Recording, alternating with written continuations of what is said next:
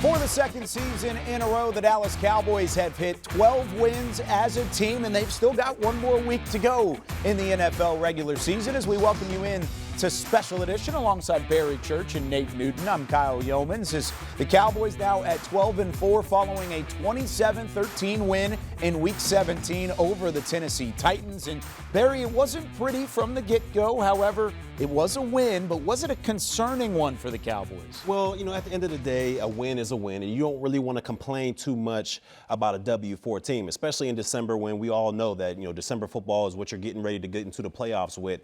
But to me, what's concerning is how this team is continually playing down to the level of competition. As we see, they're not going to be going against the Joshua Dobbs of the world. They're not going to be going against Malik Willis or Davis Mills or Driscoll out there when you get to the playoffs. You're going to be going against experienced quarterbacks out there that can make your defense pay and make your offense pay as well. So to me, it's slightly concerning that they continually play down to the level of competition. They have to get this consistency right, and they got to quit turning the football over. I'm not going to worry about that. This is who the Cowboys are. Through 15 games, 16 games, this is how they play, up and down. But they have always seemed a way to win. But the biggest thing for me is Tyler Biadasz. We're missing our center. We don't know the extent of the injury, but if he's hurt bad and he's going to miss some games, we got to do a super rotation with a lot of guys, and I don't like that. That breeds inconsistency there. Yeah, it's really tough, especially when there have been so many moving parts back and forth on that offensive line throughout the season. Now you add in one of the more consistent pieces of Tyler Biadasz up front, and now he's hurt. It completely shifts things around for that front five. But that's the type of game this was for the Cowboys. It was very physical from the get-go, 27-13 the final score. Cowboys only led 10-6 at the halftime break. This was the type of game you anticipated from a team coached by Mike Vrabel. Very physical. They were scrappy despite missing, 11 starters, I think, maybe 12 starters overall. What did you feel like this game had in store? Well, you're completely right. A Vrabel coach team, they always come with that physicality, especially on the defensive side of the football. And we knew what they brought to the table as far as their rush defense. They are, I think, number 1 or number 2 in the National Football League at stopping the run. And we've seen that with the Cowboys rushing for 32 times for only 87 yards. And I feel as though that's what kind of got this offense starting in slow motion or kind of sputtering out there, is they weren't really balanced. And that's because Tennessee was able to take the run away. I feel as though this offense and Dak Prescott works best when they have that play action game available to them. And with the absence of our home run hitter, Tony Pollard, we've really seen that this rushing offense overall kind of took a hit. And kudos to the Tennessee Titans. They were able to go out there and stop the run and kind of negate what the Cowboys can do offensively. But they have to get going in the right direction, especially with the playoffs right around the corner. I think that Joshua Dobbs, dude, I heard you say it a lot, Barry, that sometimes when you're facing a new guy, you don't know what to expect. You don't have the book on him. And he moved around. He extended some plays. They showed up at the wide receiver position with Burks and with the other kid, Robert Woods. So they did okay, but at the end of the day, they figured it out in the second half, and they won by, 2 scores. Yeah, they did figure it out. But is there such thing as an ugly win, Nate? Yes, sir. It's a lot of ugly wins, but as long as you win, it turns out to be a beautiful sight.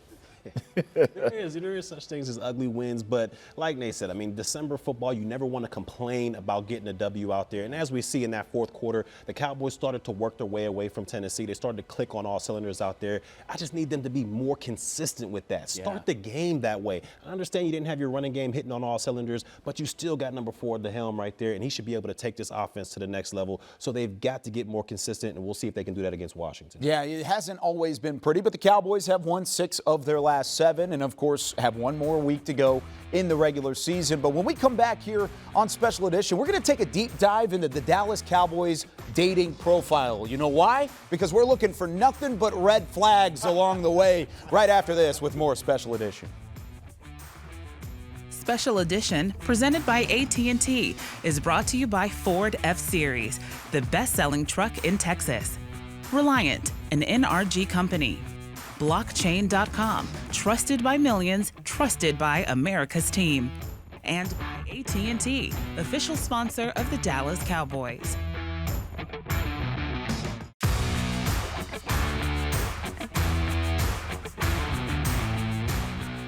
This segment is brought to you by Salvation Army, Love Beyond. Yeah, to be able to play this position, you've got to have a short-term memory. Whether the interception you feel is your fault, not your fault, whether you throw it to the guy and lose out on points before half or not, you got to be able to turn the page and just move on. And I mean, that's something that, honestly, I mean, I take pride in. Obviously, you're not trying to have that adversity or cause that adversity, but good or bad, I'm on to the next play. Cowboys quarterback Dak Prescott, brought to you by Texas Lotto, as we welcome you back into Special Edition. And it's been a reoccurring issue for Dak in this offense. Early turnovers and interceptions where he's saying short-term memory, you got to forget about it. But the film and the stat lines, they don't forget about it as well. So starting to become a red flag for the Cowboys, one of those red flags last year that reared its ugly head in the back half of the schedule, then into the playoffs, were penalties. This year it's turnovers. Let's start with Dak's interception. How much does that worry you? It's starting to become worrisome to me, Kyle, because if you look at it, these 14 interceptions, they're starting to become the norm. I mean, we looked at it. He's played in 11 games, and he's tied for the league with 14 interceptions. And whether it's his fault or the receiver's fault, it happened, all right? The play has happened, and we have got to get away from these takeaways, because that's the fastest way to get a first-round exit, is to turn the football over. And that's what we're doing. We're keeping these teams that we should dominate, the Tennessee Titans of the world, the Houston Texans of the world, we're keeping them in the game with these takeaways. We get rid of these takeaways, and I promise you the Cowboys might be unbeatable out there because they're that talented of a team. But when you turn the football over, you keep teams involved, and it's the fastest way to a first-round exit. When a receiver fumbles a football, you don't kind of worry about it as a quarterback. But when you're throwing late, or you're misreading the coverages, that can hurt. And that's what Dak has to go back and look at. When it is his fault, when he's throwing into tight coverage, when he's trying to get something over the top, he has to go back and look at that with his quarterback coach and with the head coach and make sure that they're on the same page and find that happy medium where you shouldn't force everything. Now, switching to the defensive side of the football, another area of concern is the fact that this pass rush that was elite in the early parts of the season has not been as elite.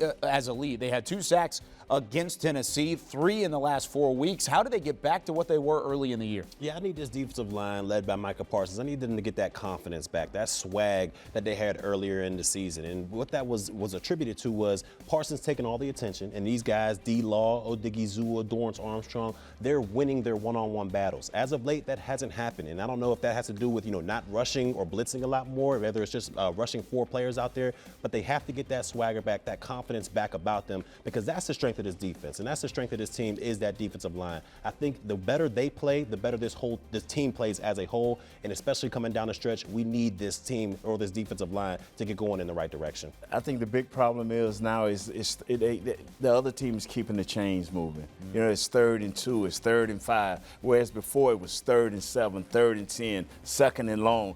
They got to start back forcing penalties on that team and putting them in bad situations so they can do their games and twists and stunts. That's where they're great at. They're not so good as that one-on-one. Parsons is, yes. Maybe D-Law is, but when they are running games and stunts, that's when they're at their best, so they got to have longer down and distance. So let's hit a couple of these other ones really quickly here. Nate, injuries have started to pile up for this Cowboys team, especially on the offensive line. Tyler Biadasz left the game against Tennessee. How much could that impact things? Oh, that's going to impact us big because we'll have a rotating offensive line. I don't like that merry-go-round system. You got too many guys moving around, not getting any continuity in. They're going to have to fix that and get going quickly. And Barry, has Nahshon Wright started to ease your worries a little bit at the cornerback number 2 spot, or is that still a position of need? No, I think he's eased our minds a lot out there. I mean, he's growing right before our eyes. We've seen what DaRon Bland is able to do out there with the 5 interceptions. I believe Wright out there is right in his his wheelhouse. I mean, he's doing a great job on that outside corner. He's using his length. We saw the interception he had last night against the Tennessee Titans. This guy can be that number 2 solid pick out there, and I believe they found a nice little stud there in Nahshon Wright. And then you've got, of course, DaRon Bland in the slot, who's been playing very well as a rookie. So a couple young guys stepping up when you need them most in that cornerback position. We'll see if that can continue into the playoffs. But when we come back on Special Edition, we hear the story of Alec Lindstrom, who continues to find motivation on the field to try and help them off the field as well. We'll hear that when we come back right after this. This segment was brought to you by Salvation Army. Love Beyond.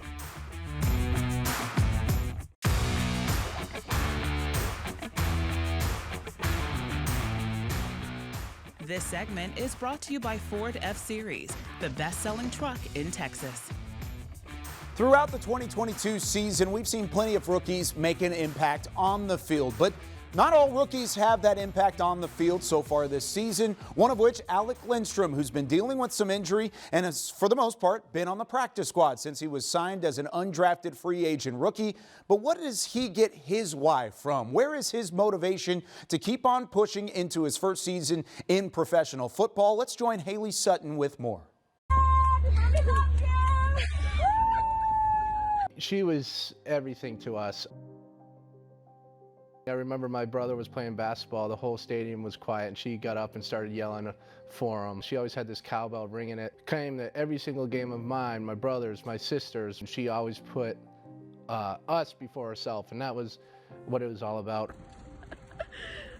She was just the life of a room, you know, always energetic, always in a good mood, always going, whether it was cooking for all of us. You know, I have 5 siblings. Going to the grocery store was like a 2-hour event because she had to talk to everybody, and she's like, "Oh, you remember Joe from when you met him when you were like 3 years old?" I'm like, "No, Mom, I don't." And she always made everybody feel so special and took the time out of her day to make sure everybody was doing good, feeling good, and made them feel important.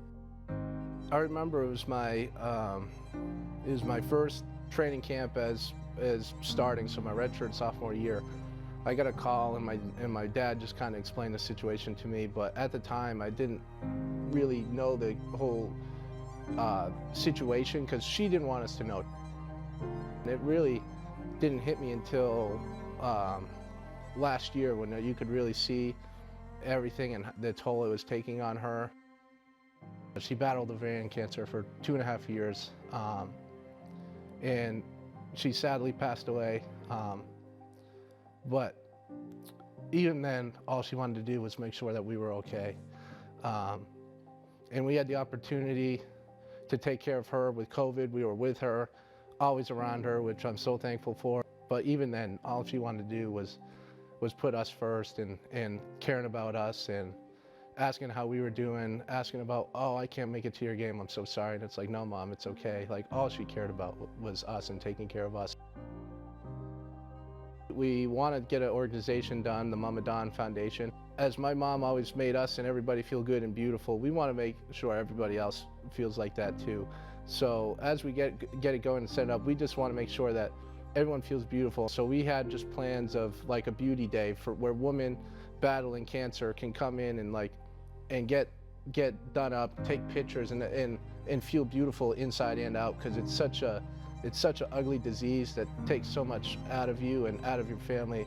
It's just something that we want to set up in the near future where you can come in and have fun, feel beautiful, and feel like yourself. I always think she's with me, and the greatest thing now is I know she's with all of us all the time. No matter what we're dealing with, you can always just be in the moment and just kind of look and be like, "Oh, I know she's with me. I know she's happy. I know she's cheering us on. I know she's pushing us when something's not going right." It's sad, but it's also really good feeling knowing that we're so supportive of each other, just like she wanted, and she's always with us. If you could tell your mama anything right now, what would you tell her?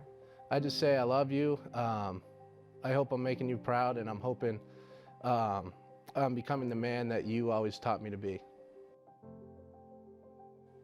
Alec Lindstrom and, of course, the Dallas Cowboys looking to carry on Mama Don's legacy, both on the field and off the field, by beginning their new foundation. Keep an eye on that coming up very, very soon. Of course, our prayers with that family moving forward. When we come back here on Special Edition, how can the rest of Week 17 shape the NFC playoff picture? Tom Brady may be on the horizon for the Cowboys. We'll talk about it next.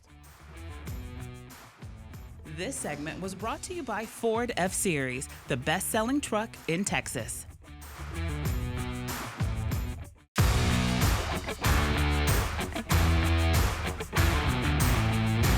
Back here on Special Edition from the Star in Frisco, alongside Barry Church and Nate Newton, I'm Kyle Yeomans. As the NFC playoff picture beginning to take shape, the Cowboys win over the Tennessee Titans allowed for their hopes for the NFC East to survive at least a couple of days. Philadelphia, they've got to win just one of their final 2 games against New Orleans and New York to clinch the NFC East and clinch the bye, the top seed in the NFC. However, the Cowboys, they need to win out and Philly lose out if they hope to win the division. But let's take a look at some of the games to keep an eye on this week, starting with Indianapolis and New York. This Giants team starting to fight for a playoff spot. Can they keep this going? I think all they need is a win to get in. I believe they can. I feel like Saquon Barkley, he's hitting his stride right now at the time where they need him to hit his stride. I feel like Dayball has done a great job getting the most out of this team. It's not an extremely talented team, especially when you talk about all the injuries they sustained on the outside. But with Saquon Barkley out there, Danny Dimes dropping balls off to him,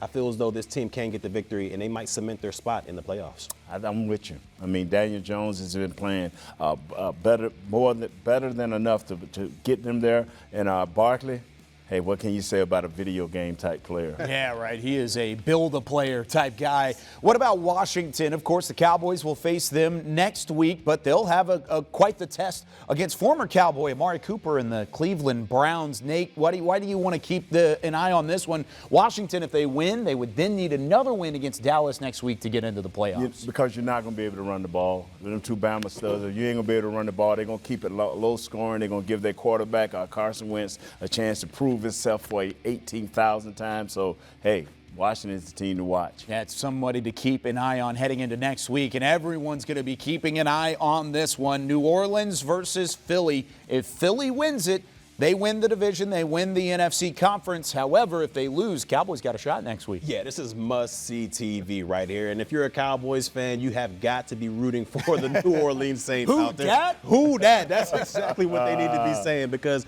we need them to go out there and beat the Philadelphia Eagles. I think they have a chance. If Jalen Hurts isn't able to go, I think they have a chance against Gardner Minshew out there, but it's a slim chance. Let's go, Saints. New Orleans also fighting for a playoff spot, Nate. Yeah, they fighting, man, but I don't know. They pretty upset for what we did for a week ago. So, but hey, we get the mojo, we get the voodoo, whatever it is. I'm going with you, New Orleans. I may ride down there, and, cheer on the sideline. We taking a road trip to NOLA? I love it. All right, last one, going to Tampa Bay. It's the Carolina Panthers, who are also fighting for a playoff spot. They actually control their own destiny at 6-9. If they win their final two games, they will win the NFC South, and in doing so would then play the Cowboys in the first round if the Cowboys, of course, end up as the 5 seed. What do you think about this one? This is the game that everybody needs to really keep their eyes on, because this is the game I feel like the winner of this will be playing against the Cowboys. So you got to see who you're going to go against out there. Carolina has done an amazing job being able to run the football out there. Those guys are running it extremely hard, but we all understand what Tom Brady brings, especially when it goes to the playoffs. I hope Carolina wins, because as bad as Tampa looks, I don't want to see Tom Brady in the playoffs. And that's what I fear, Tom Brady. Come on, Carolina Panthers. Do what you got to do to keep Tom Brady out of our eyesight. Are you sure you want to see Carolina, though? I mean, Sam Darnold's been playing pretty well. Yeah. I mean, they cut Baker Mayfield. They traded Christian McCaffrey. And all of a sudden, after a 1-5 start, Carolina looks like a team that's going to make the playoffs. So, I don't know. Maybe either one of those would be an interesting sight for the Cowboys. But when we come back, what do the Cowboys have to do in-house to prepare themselves for the final week of the regular season after a little bit of a mini-bye? We'll wrap things up on Special Edition next.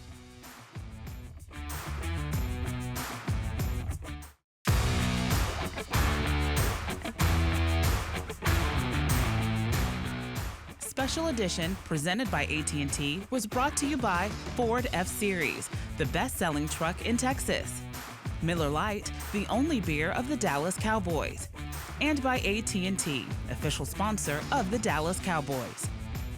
Final segment of Special Edition here in 2022. Alongside Barry Church and Nate Newton, I'm Kyle Yeomans. Gentlemen, the Cowboys have a bit of a mini-bye, a little bit longer of rest heading into their final game against Washington. What do you want to see? I need to see them get more rest, and more rest. All right, I need them to get the players that are a little bit banged up, get healthy again for this last little stretch run that they're going under. And I need Dak Prescott and Kellen Moore to get in the lab, figure out what's going on with these interceptions, and try to fix this turnover issue, because we do not need that going into the playoffs. I'm with you, Church. Health rest. I hope Biotish is okay because we're going to need this going down the stretch. We're going to need for us to be consistent with the run game so our quarterback can be the play-action pass quarterback that he is. Rest. Yep, take care of the football, rest up a little bit, and then get after it. Final week of the regular season. Maybe everything still on the line for the Cowboys as they take on the Washington Commanders. But from our family to yours, Happy New Year, everybody. 2023, let's go into it with a little bit of fire. For Barry Church, Nate Newton, cue the confetti. Happy New Year. We'll see you next week on Special Edition.